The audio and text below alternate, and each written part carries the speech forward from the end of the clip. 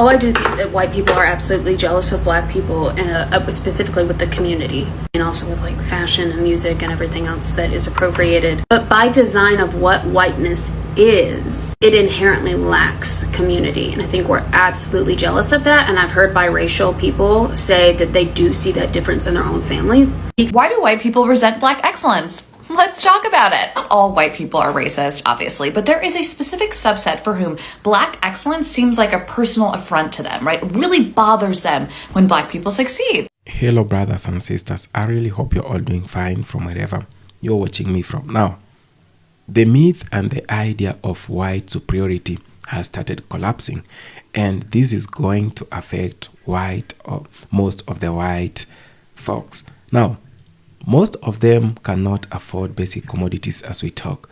They voted for a government that has turned them down. They voted against their own interest, and whatever has remained of them is to be obsessed with the black excellence.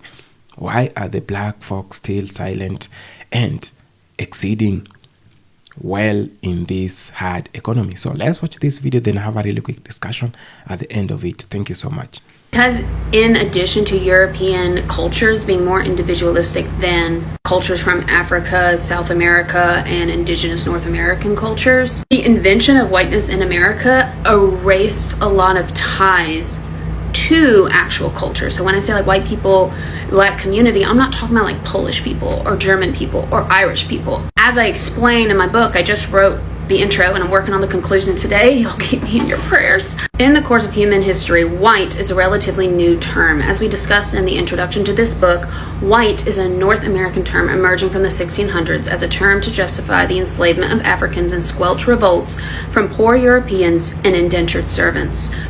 Before this term, Europeans would identify with their nationalities. The Irish, Italians, Germans, French are all very different cultures.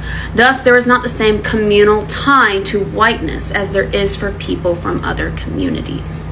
Further, since white was created to be a divider, a separator, it is not a happy identity. It is not something people want to admit they relate to. It doesn't have a rich, healthy history. Speaking as a white American who has conducted national level research on white Americans, we tend to say things like we have German, Irish, Italian, etc. ancestry, even if we have never been to those places. This is because all white Americans have ties to immigration, and because these identities are actual cultures, they do not have roots only in oppression. Now, we know who started colonization, right? So this is the book I'm trying to finish by Monday and send to the editor. There's a free chapter in my bio if you're interested on one of the unwritten rules of work. The book is predominantly about class, but I talk about 3 other identities that you can't talk about class without talking about these other identities, and race is absolutely one of them. The 13th Amendment emancipated enslaved black Americans in 1865, and then the Jim Crow laws kind of wrapped up with the passing of the Civil Rights Act in 1964. So if we do the math, that's about 61 years in which black Americans were able to strive for success in any sort of meaningful way without like the constraints of the law pulling them down. 61 years. If we compare that to white Americans who besieged a land already owned and occupied by indigenous Americans, we'll put that around 1620 when, the Mayflower came here, then that gives them about 425 years to establish success in this country. 425 versus 61. If we compare those two fundamentally very different time spans, like how much did white Americans actually do in all that time? If we are to compare even the poorest and most underprivileged of white America to black America generally,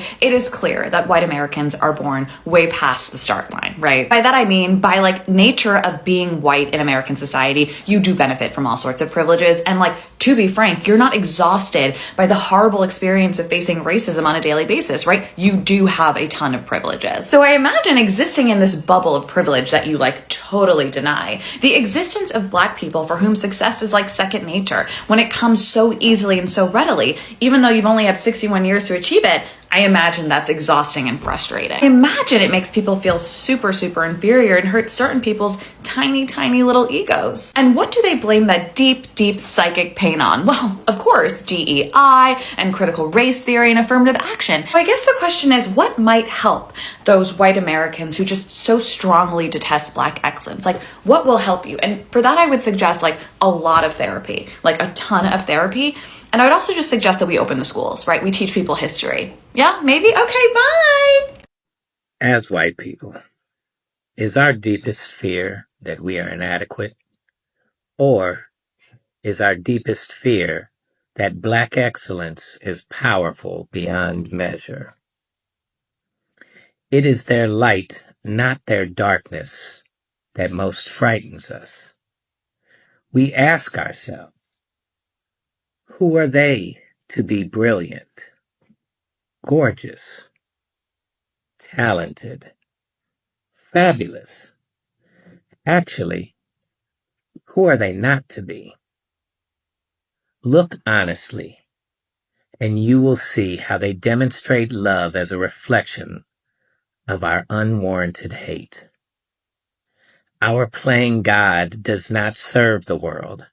There is nothing enlightened about positioning ourselves and controlling the narrative so that Black and brown folks feel insecure around us.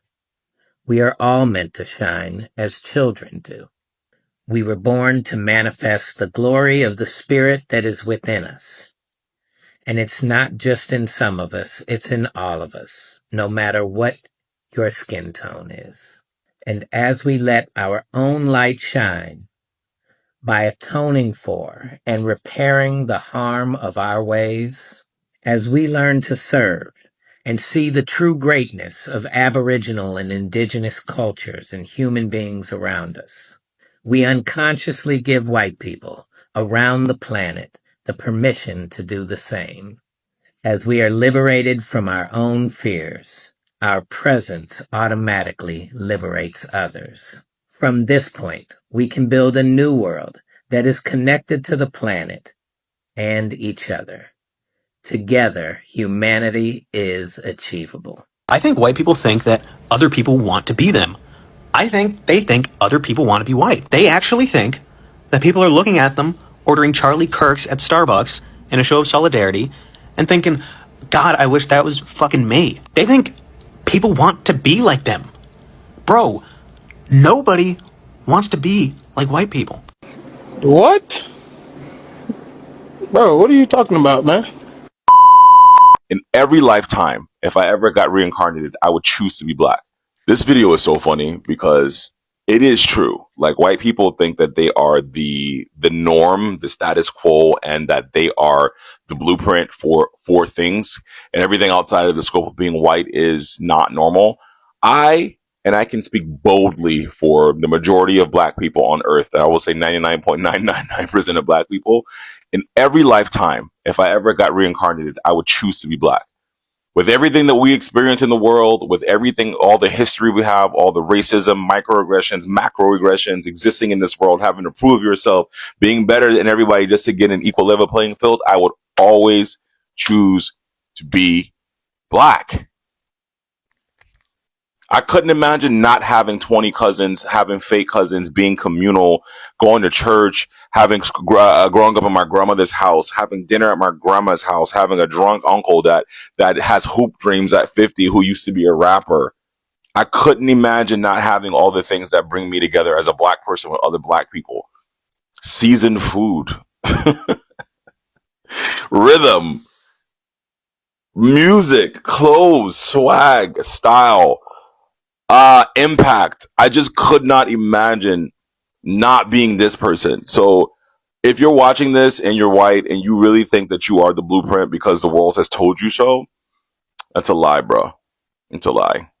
I would never want to be white. Even, don't get me wrong.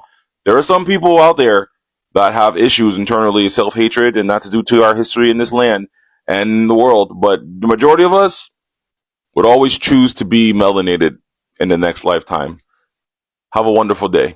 We just minding our business. Excellence is going to come out. If left to our own devices, we will fuck around and be the best at everything. We was dominating at tennis so hard they had to come out with pickleball just so they could find something that we hadn't beat them in. They bit their lip till it bled trying to keep from saying Serena was the best tennis player that ever lived. Still don't want to give her credit. Like, I could give so many examples of this. And in the midst of our resting, the Black excellence just keeps rolling on. I don't know this young man with the baseball, but I do know how they did that boy from American Idol, Jamal Roberts, and how Carrie Underwood did him. It's a perfect example. That boy was in that competition by himself. I could listen to him sing all day. I would be doing stuff and put his TikToks on so they'll just keep playing over and over again. That boy, that's God in that throat. He got God throat. He got God in his throat. Let's talk about just singers, for example. Y'all keep comparing Beyonce and Taylor Swift. I could go to any black church in America and find 10 singers better than Taylor Swift. Like, white people, mainstream praises mediocrity because they feel akin to it. Beyonce is excellence. Beyonce done came to the Grammys multiple times, been 0 for 8. Watching people like Taylor Swift and whoever take Grammys that was rightfully hers. Adele and whoever. Even Adele had to get up there and be like, listen, I didn't beat her, but somehow I won. This shit ain't right. Then she won the best country album and y'all gonna take the whole category away? Interesting. The girl who Coco Gauff beat said she never thought she would lose to a black player because she had been playing so good. She said she's not trying to be racist. You should have said, I never thought I could lose. Why is it stinging extra more because she's a black player? She kicked your ass and you're mad about it. So much that you would turn the hatred on yourself and say, I messed up. I didn't play good enough. I made too many mistakes. You would turn the hatred on yourself because it couldn't possibly be that this young black girl whooped your ass. And that's exactly what she did. Listen, I don't know why people are pissed at us for having a good time. I hope they never find their way to the help me find my draws side of TikTok. Because I don't know what's going on in Mississippi right now, but they down there cooking, baby. They down there cooking. They done sent Jamal to American Idol. They over there looking for their drawers in their neighbor's bedroom, all kind of things. If y'all end up on help me find my draws side of TikTok, you're going to get stuck there for about an hour or two because listen, it's hilarious. The whites don't even see you as American. They see you as second-class citizen from Africa. This is why they call you African American. The difference between black Americans and Africans is we don't give a fuck about what white people see us as or what white people think. We do not care. We don't worship whiteness. Not in 2025. When they threatened us with segregation, majority of us said, bring it on. We don't give a damn. We not walking up to them. White people care about black people in America way more than we care about them. We're not trying to get invited to their cookouts. We're not trying to force ourselves in their spaces. Not in 2025. That's not what's happening. White people are constantly minding our business and coming up to us and asking us questions and wanting to be included and wanting to be invited and wanting to know what we got going on. Have you ever seen Karen videos? White women, they be obsessed. Obsessed. Utterly obsessed. We do not worship white people like y'all. A lot of y'all uphold white superiority. You ever want to see what leave it up to one of y'all. We don't do that bootlicking shit over here. We don't care what they think or what they consider us. We know what's on our birth certificates. I know what it says on my passport. I know where my lineage comes from. I know where my ancestors come from. It's a psychological mind trick to think that white people are fucking superior to you. There ain't no motherfucking white person superior to me. That hatred, that shit is love. Love and hate lives on the same spectrum. They love us so fucking much. They're so obsessed that it brewed into hate. A lot of it is envy, jealousy, admiration, inferiority. Not all. Spread love is the Brooklyn way. The fuck? Child, let's go ahead and keep it a buck. They got what they wanted, but they lost what matters. Baby, you can see it plain as day right now in America. They wanted control. They wanted domination. They wanted to win at all costs. And maybe, just maybe for a season, they got it. But in the process, they lost what they could have had. Peace, trust, community, joy. They stacked up wealth, built empires, drew borders, wrote laws. But what good is it if you're still miserable? That's why America is supposed to be the richest nation on this earth. Or so they think. And one of the saddest. Depression up, anxiety up, loneliness epidemic. Baby, you can win the game and still lose your soul. Child, because the whole foundation was built on theft of land, of people, of resources. You can't kill, steal, and destroy and then expect joy to bloom. Look at history. Colonization left Europe with castles, but no culture. America with wealth, but no rest. Violence buys control, but it bankrupts the spirit and begets more violence. And now you see it everywhere. Mediocrity, dressed up as greatness, always comparing, always guarding, never satisfied. Look at the politics, the fear, the obsession. Baby, that's not strength. That's insecurity. When your power depends on crushing others, you're never free. You're just trapped in fear. But us? Ooh, child. Even with the weights on our ankles, we still choose life. We choose joy, family, music, church, block parties, cookouts, art, invention. They tried to bury us, but we built gardens. Concrete roses, baby. They tried to break us, but we built rhythm. And baby, you can't colonize the sound of laughter around the table. And Joy Reid said it best.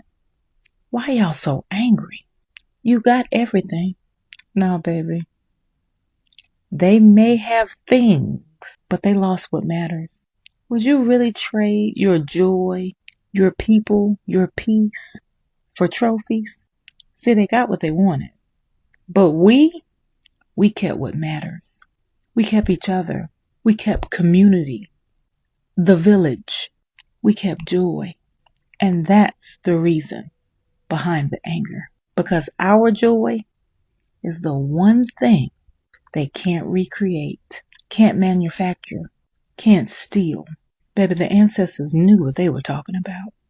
And as my grandma would say, this joy that I have, the world didn't give it. And baby, the world can't take it away. Y'all, we're going to be all right. Happy Black History 365. And I'll see you next time. You know what I think we need to do? We need to start teaching our children the same thing that they are teaching their children. They're teaching their children to white people. They're teaching them how to be from a small age.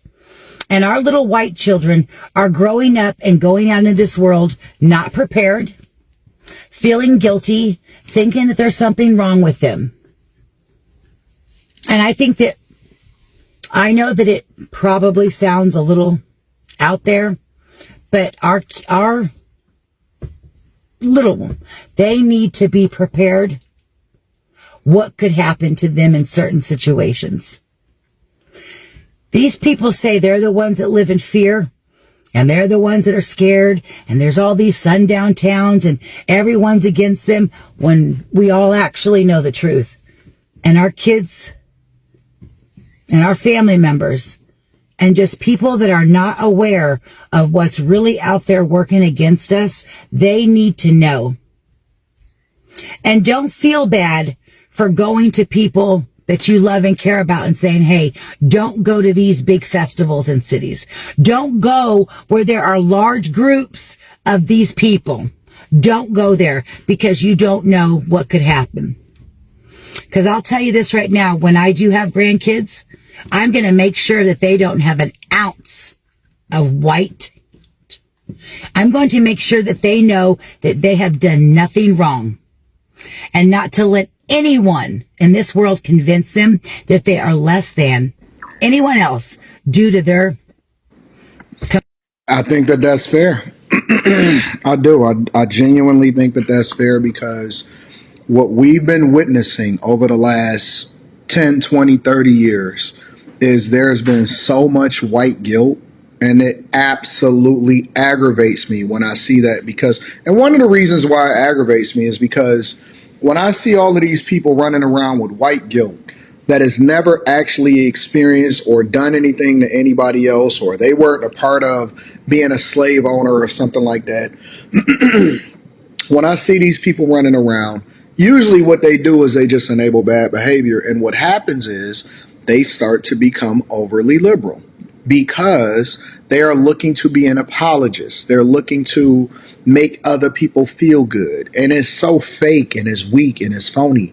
And instead of people being able to take ownership and a responsibility for their circumstance, we just enable other people to continue to hate more. The problem with white liberals when it comes to the Black community is that they don't even realize that they're doing more harm than good. And I firmly and wholeheartedly know to be true that for most of them, it's coming from a loving, compassionate, kind-hearted place, but it's still objectively causing harm. The white liberal sees the Black community as a community that needs to be safe. We need to add further protections for the Black community. We need to rewrite laws for the Black community. We need to hand out government assistance, to keep helping the Black community. When all that's doing is keeping them in a self-destructive cycle. Rely on handouts, rely on the government, rely on external help. And I'm sorry, but this is a form of bigotry. It's not your intention, but it's backhanded and it's there. You can't succeed without my help.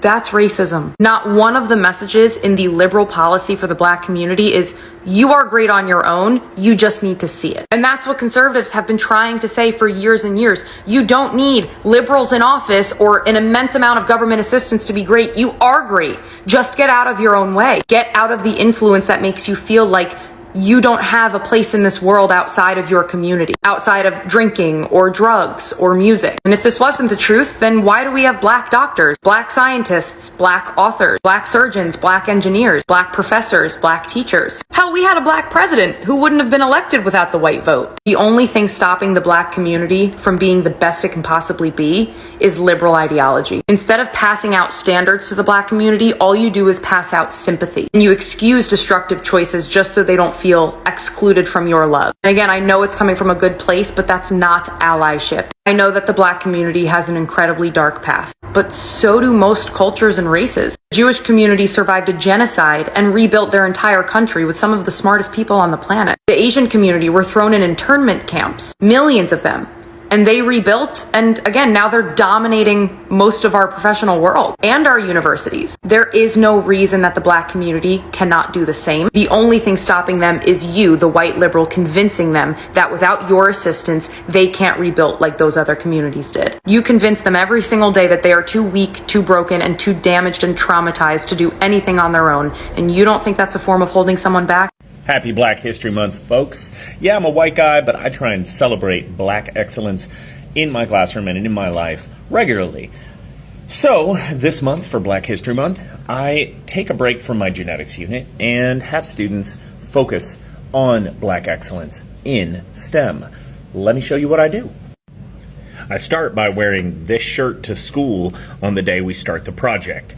And the project really focuses on notable African American and scientists, inspiring Black scientists in STEM. So I wear this shirt and I ask them, who are these people? Now, they're not all scientists, but I do urge you to look some of these people up. Figure out who Sojourner Truth, Garrett Morgan, Phyllis Wheatley, Frederick Douglass, and Edmonia Lewis are, because that's what I ask my students to do. Then I take them through a sampling of some amazing Black folks in STEM, and then they have to do their own project, looking into and discovering and inspiring Black scientists in STEM. I give them lots of resources to pick from. Then they have to make a slide that covers one. I give them an example, and I produce a template for them. And they have to do a slide and then a short presentation in small groups where they do the stay and stray protocol.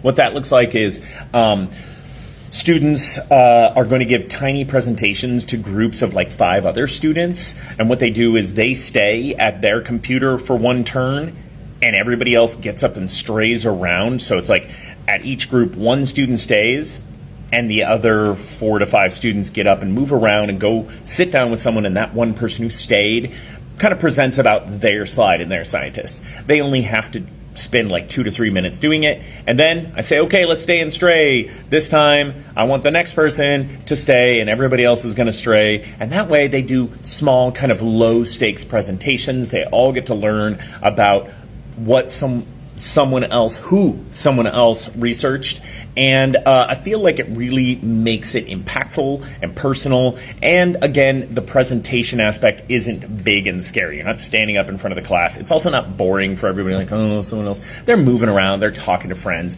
and it gives them a chance to really think.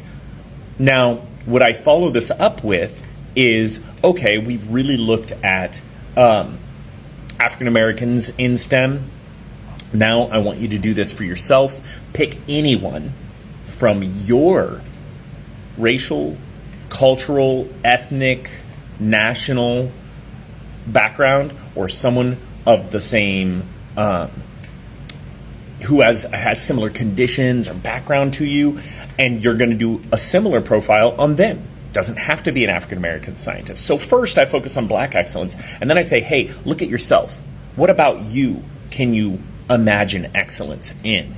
And they've already done this for one scientist. Now they're going to go find a scientist. Maybe it's a Asian immigrant. Maybe it's a someone of Hispanic background. Maybe it's someone who is the first person in their family to go to college. You know, someone like that they can identify with, and I say, hey, you pick someone now. It's a great project, and my students generally like it and learn a lot through it. It takes about a week, and I thought I'd share it with you. So, students, I hope you look forward to it, and I hope you have fun with it. Teachers, feel free to use this idea. Hello, brothers and sisters. I really hope you're all doing fine from wherever you are watching me from. Now, we've been seeing a lot of videos online where the white people, some of the white folks, are very upset with the fact that the black folks are doing well and they're not complaining about the economy. Now, we must look back in the historical roots of jealousy and obsession of the black success.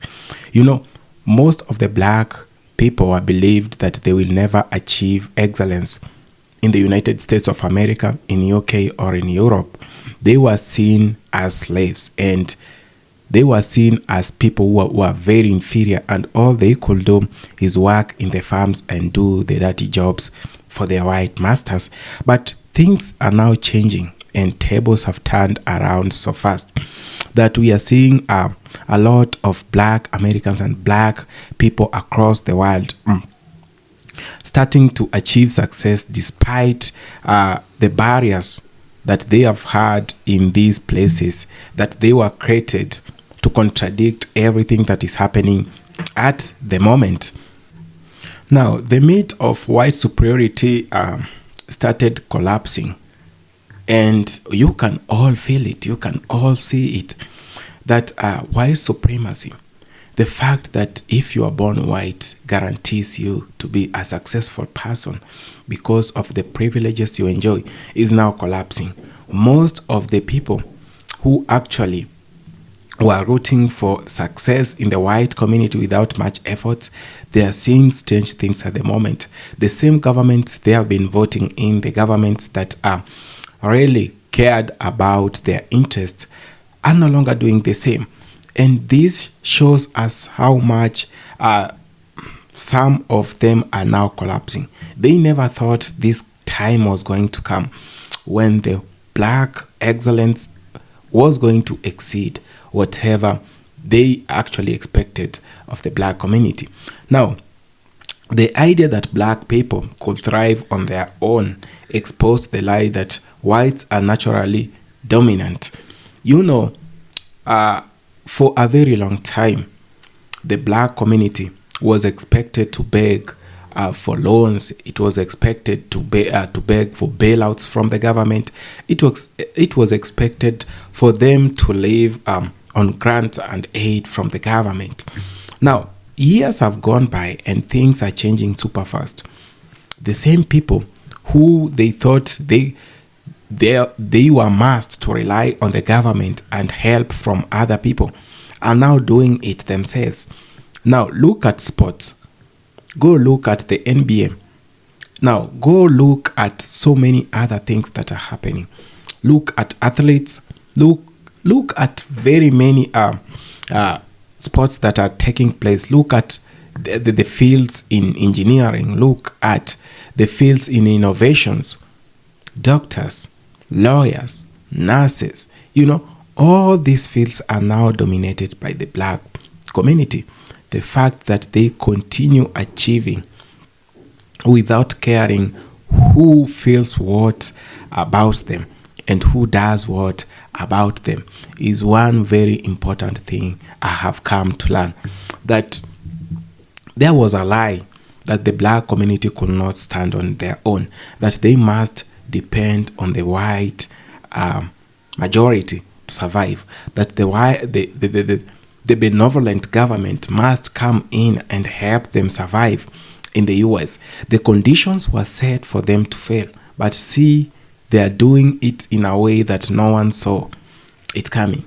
The fact that they keep on doing it, they keep on reminding those who thought they were going to fail that we are not going to fail and we are still going to achieve this. That we are here not to collapse. We are here not to beg you, but we are here to achieve it ourselves. Is one thing that those supremacists never saw it coming.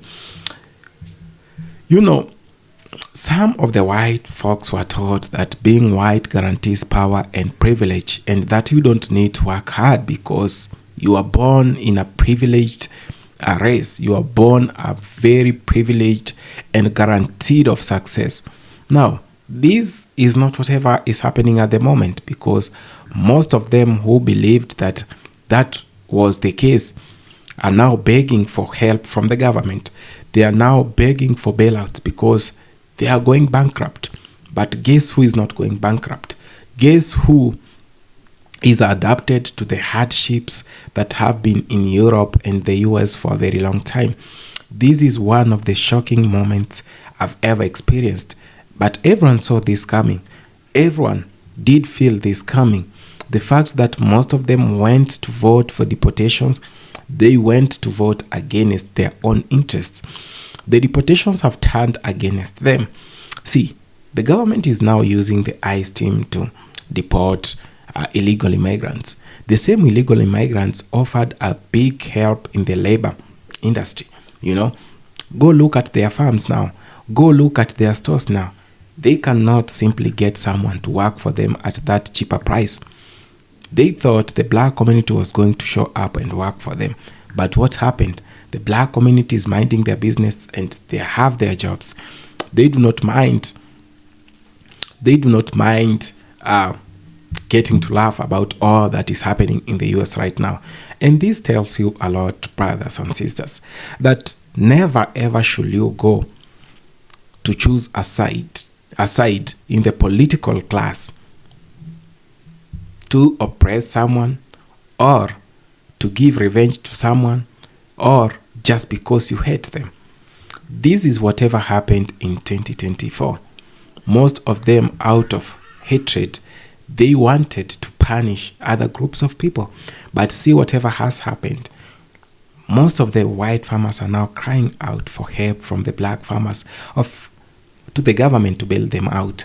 They are crying, they want laborers in their farms. Their crops are going bad, but there is no one to save them.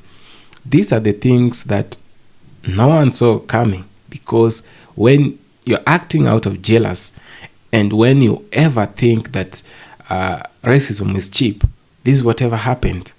Now, they are now being hit by bankruptcy. They are now being hit by tariffs, and all that has remained of them is to be obsessed with the black silence and the black and by the black excellence. This is one of the things that we should be very, very careful of. This is not just a message to the white Americans.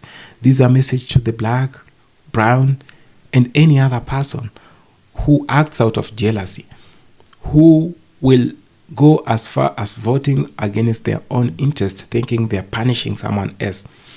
Politicians will always come back and have a handshake, share a meal, but after crumbling your economy, when you're crying, they will book their private jets and head to Maldives to have a good vacation with their families.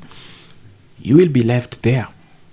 You can't afford milk. You can't afford basic commodities because they are now looking like they amplify luxury to you. Be very careful and be warned, people of color and white people, that your unity, both brown, black, red, your unity is very important.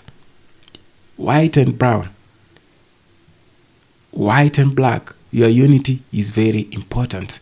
And that's one thing that you always underlook. That's one thing that you do not want to pay good attention to. Be very careful. A system has been created to oppress those who are already oppressed, and those who are not very, very careful are also going to be oppressed. Be very careful how you transact. This is your life. And when you joke with your life, a lot can happen. Thank you so much for having taken your time to watch this video. I really appreciate, brothers and sisters. Sometimes we need to talk about these evils. We need to expose things that are happening and those that are not good. Let's just say the truth that things like black excellence, despite all the challenges, the black community has been able to achieve this. You, white Americans, you can also achieve it. Stop focusing on others. Stop focusing on their silence and whatever they are doing. Just be you and everything else will flow. Forget about the white supremacy. Forget about whatever you've been told, how great you are. Now start focusing on yourself and build yourself without expecting anyone else to come and help you do it. Thank you so much for having taken this time to watch this video. I really appreciate. If it's your first time on this channel, please consider subscribing, sharing, commenting, and liking this video so that it might reach a large number of people and they can change their ways on how they vote and how they think. See you. Adios.